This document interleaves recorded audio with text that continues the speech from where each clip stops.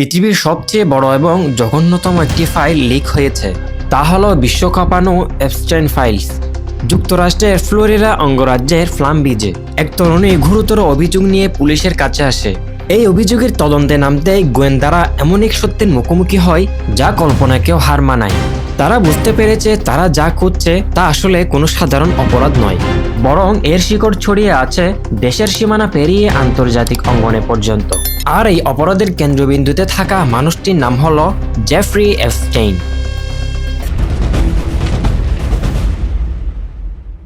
যিনি ছিলেন এমন একজন মানুষ যার ইশারায় ওঠা বসা করত বিশ্বের প্রভাবশালী ব্যক্তিরা, যার ব্যক্তিগত একটি দ্বীপে নিয়মিত যাতায়াত ছিল বিশ্বের রাষ্ট্রপ্রধান থেকে শুরু করে রাজপরিবারের সদস্য এবং খ্যাতনামা বিজ্ঞানীদের পর্যন্ত।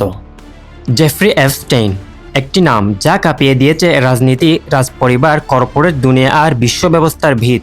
এই একটি নাম সামনে এলেই অস্বস্তিতে পড়ে যায় পৃথিবীর সবচেয়ে ক্ষমতাবান মানুষগুলো, যে নামের সাথে জড়িয়ে আছে আধুনিক ইতিহাসের অন্যতম ভয়ঙ্কর যৌন পাচার ও ক্ষমতার অপব্যবহারের কেলেঙ্কারি। এপস্টাইনের নাম উচ্চারিত হলেই আলোচনায় আসে Bill Gates, Prince Andrew, Donald Trump, Bill Clinton, Elon Musk, এমনকি হার্ভার্ড, MIT ও বৈজ্ঞানিক এলিটদের নাম সহ।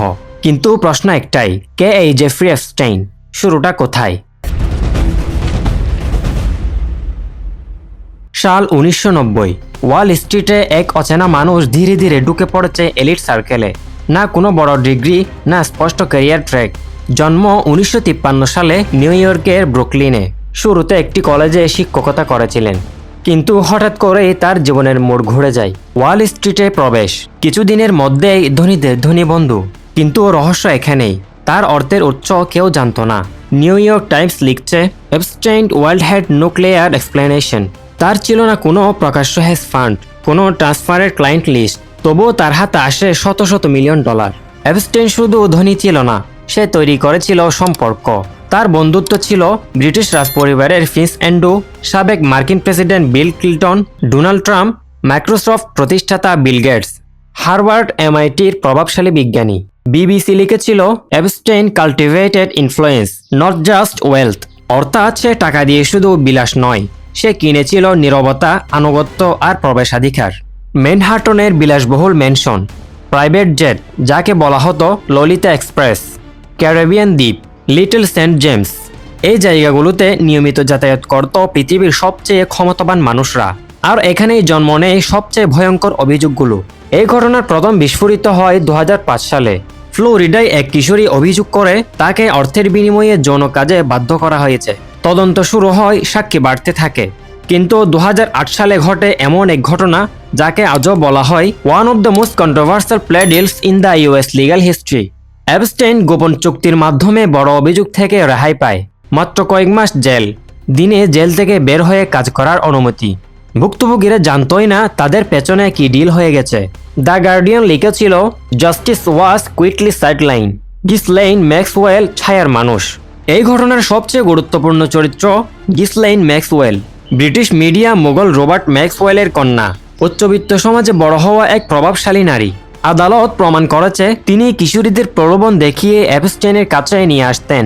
2021 সালে তাকে দোষী সাব্যস্ত করা হয়। এই রায়ের মাধ্যমে প্রথমবার আদালত স্বীকার করে এটি ছিল একটি সংগঠিত পাচার নেটওয়ার্ক। 2019 সালে এপস্টাইনকে আবার গ্রেফতার করা হয়েছিল, কিন্তু 10 আগস্ট নিউ ইয়র্কে মেট্রোপলিটন কারেকশনাল সেন্টারে এপস্টাইনের মৃত্যু হয়। সরকারি ভাষ্য অনুযায়ী আত্মহত্যা। কিন্তু প্রশ্ন থামে না। এপস্টাইন কেস এখন আর শুধু একজন অপরাধীর গল্প নয়, এটি বিচার ব্যবস্থা, গণতন্ত্র আর ক্ষমতার জবাবদিহিতার গল্প। এপস্টাইন মারা গেছে, কিন্তু এপস্টাইন ফাইল এখন জীবিত। প্রতিটি পাতায় একটি প্রশ্ন, প্রতিটি লাইনে একটি অস্বস্তি। আর এই কারণেই এই গল্প থামে না।